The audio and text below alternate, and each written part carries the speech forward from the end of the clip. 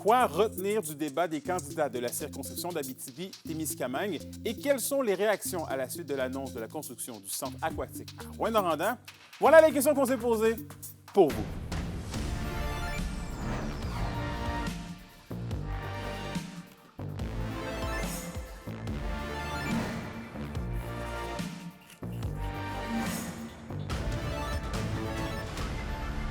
Ici Anthony Dallaire et voici vos informations. On commence ce bulletin en parlant de politique fédérale. C'est hier soir du côté de l'UQAT que se tenait le débat des candidats d'Abitibi-Témiscamingue et notre collègue Olivier Morin était sur place. Fait que le sport et le développement de ma région, je l'ai à cœur. Tout ça m'a amené aussi à être président de la CAQ pour le comté de Suzanne Blais. Un débat qui s'est déroulé majoritairement dans le calme pour les 4 candidats présents, mais dans lequel nous avons eu le droit à quelques échanges corsés. Notamment lorsque le candidat libéral Jonathan Andresen a lancé une flèche au député bloquiste sortant Sébastien Lemire. Je vous pose la question. Vous avez fait des réponses, c'est bien, mais qu'est-ce que vous avez livré concrètement pour la région durant ton temps? En tout respect pour votre arrogance, je vais quand même prendre le temps de répondre que ça fait 10 ans que vous êtes au pouvoir. 10 ans que les libéraux sont au pouvoir et vous n'avez pas créé des programmes qui permettent de construire du logement. Ce débat a permis de connaître le candidat conservateur Steve Tardif qui s'était fait discret jusqu'ici dans la campagne. Les idées proposées par M. Tardif s'inscrivaient dans la ligne du parti et sont demeurées dans ce cadre durant tout le débat. Il propose notamment une réduction de 25 % de la bureaucratie ainsi que la construction de 2,3 millions de logements. Comment voulez-vous, de manière crédible, proposer des coupures au niveau du revenu puis des recettes de l'État, tout en permettant une stabilité du budget dans le premier mandat, en fait, en quelque sorte de 70 %? Merci. Oui, le gouvernement conservateur s'engage à diminuer de 25 % toute la paperasserie gouvernementale. Le public a également pu poser des questions aux candidats. Les stages non rémunérés ainsi que la coupure des bourses dans le domaine universitaire ont été abordés. Au niveau de l'éducation, ça reste que c'est une compétence provinciale. Le fédéral n'a pas vraiment son mot à dire sur ce qui se passe là-dessus. On peut faire des transferts de fonds, mais c'est jamais vraiment bien vu. Moi, ce que je propose personnellement, c'est de lutter pour régler l'inégalité. Alors que le candidat conservateur s'est rapidement éclipsé et n'a pas accordé d'entrevue après le débat, que pensent les candidats libéraux, bloquistes et néo-démocrates de leur performance? C'était le fun. Quelques questions, c'était intéressant. Pour moi, c'était vraiment une opportunité de parler avec les gens. Honnêtement, j'ai quand même été honnête. Moi, je suis satisfait de mes performances. Dans le contexte actuel, je pense que cet exercice-là, il est nécessaire parce que ça sert à informer la population. Un deuxième débat devait se dérouler ce soir du côté de la cité étudiante Paulino de Lassar. Il a dû être annulé en raison du retrait de dernière minute du candidat libéral. Olivier Morin-Rennes Nouvelle, Rouyn-Noranda. Et parlons société en plein mois de sensibilisation à l'autisme. Annabelle Thibouteau, Maude Bégin, Naomi Bergeron et Charliane Giasson se sont donné une mission. Les finissantes en technique de travail social du cégep de l'Abitibi-Témiscamingue veulent faire mieux connaître, la réalité de la vie des gens neurodivergents dans la région. Je suis allé à la rencontre des 2 instigatrices du projet. Allô tout le monde! Bienvenue au podcast L'autisme, on en jase. Pourquoi il faut qu'on jase d'autisme? Bien, il faut qu'on jase d'autisme parce que c'est vraiment une réalité de vie qui est méconnue, qui est cachée par la population en général, puis on n'en parle pas assez. Puis il y a vraiment beaucoup de jugements par rapport à l'autisme dans notre génération, surtout dans la jeunesse. Je sais pas si tu voulais rajouter quelque chose par rapport à ça. Mais ça paraît pas, c'est pas écrit dans le front des gens si tu es autiste ou pas. Puis, tu sais, on l'explique aussi dans notre podcast, dans notre balado, mais il y a un spectre de l'autisme. Il y en a que c'est évident, mais il y en a que ce l'est pas du tout. Puis c'est pour ça que c'est important d'en parler parce que faut le savoir pour comprendre. Fait que faut en parler pour comprendre. On brise certains tabous, justement, en parlant. Oui, voilà, exactement. Et parlez-moi un peu de votre balado et vous venez un peu de le mentionner, mais pourquoi je devrais l'écouter, ce balado-là? Bien, je pense que tu devrais l'écouter, premièrement, pour qu'on ait plus de vues.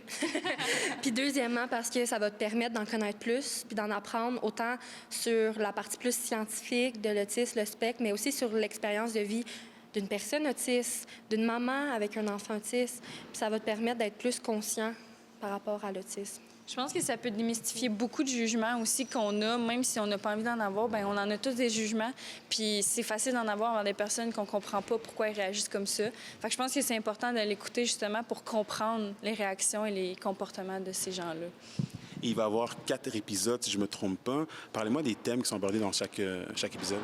Dans le fond, pour le premier épisode, on a reçu la directrice générale de la Société de l'autisme de l'Abitibi-Témiscamingue et une des intervenantes. Puis là, on parle vraiment de c'est quoi l'autisme, le spectre en général. Pour le deuxième épisode, on a reçu une maman d'un garçon autiste, puis elle a pu nous parler de son quotidien, de comment elle a vécu ça, c'est quoi son expérience, le diagnostic quand il était petit, etc. Je ne sais pas si tu veux dire pour les deux. Oui, le troisième, on a reçu une personne autiste qui est maman de 2 jumelles, qui nous parle comment elle a vécu ça, comment elle fait pour comme contrer un peu qu'est-ce qui se passe sur les mythes du TSA qui est de l'autisme. Ouais. Puis le quatrième épisode, c'est sur les services et sur comment on peut faire pour faire partie de la SAAT, qui est la Société de l'autisme. Qu'est-ce que ça vous a personnellement appris, en fait, que vous ne saviez pas nécessairement sur l'autisme en général? Bien, c'est sûr que tout l'aspect de créer le podcast, de créer notre lien de confiance avec les collaborateurs, ça a été très, très, très enrichissant en tant que personne puis en tant que future intervenante qui va devoir faire ça, tu sais, faire des collaborations avec les autres. Mais, tu sais, vraiment, personnellement, c'est des gens qui ont beaucoup apporté, puis je pense qu'on n'en parle pas assez. Puis, tu sais, même moi, des fois, j'avais ce jugement-là de comme, tu sais, les autistes, c'est comme difficile à approcher, alors que non, vraiment pas. Ils ont beaucoup, beaucoup plus à amener que ce qu'on pensait. Fait que, humainement, je pense que ça m'a amené beaucoup.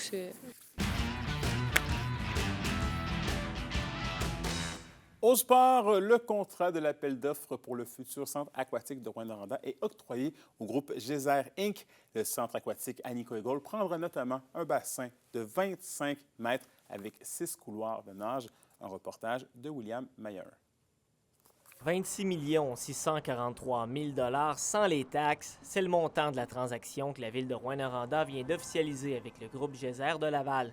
Initialement prévu avec un bassin principal de 8 corridors de nage, le futur centre aquatique Agnico Eagle a été revu à la baisse après la soumission à 60 millions qui avait été déposée l'an dernier. Il faut rappeler que le projet a été revu aussi pour répondre aux besoins de la population, mais aussi respecter la capacité de payer des citoyens. L'installation devrait malgré tout pouvoir accueillir les compétitions régionales de natation. Le projet, bon, il y a eu quelques allers-retours, c'est vrai. On a dû revoir le projet à cause des coûts, bien sûr. Et le projet actuel est de 6 couloirs. Dans le fond, une piscine de 25 mètres, mais 6 couloirs d'une largeur de 2,5 mètres, qui va permettre aussi, oui, d'accueillir des compétitions provinciales. Est-ce que ce bassin-là va pouvoir accueillir des compétitions majeures comme les Jeux du Québec? Ça, ce serait plus étonnant. Techniquement possible, mais c'est sûr que là, on fait compétition avec des villes qui ont des bassins de 8-10 couloirs.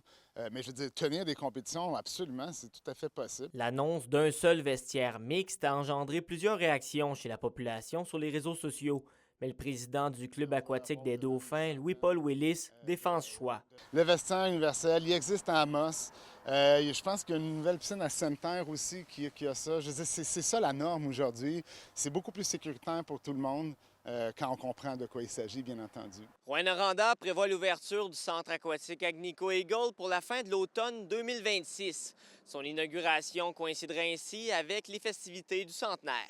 William Mayer, NC Nouvelles, à Rouyn-Noranda.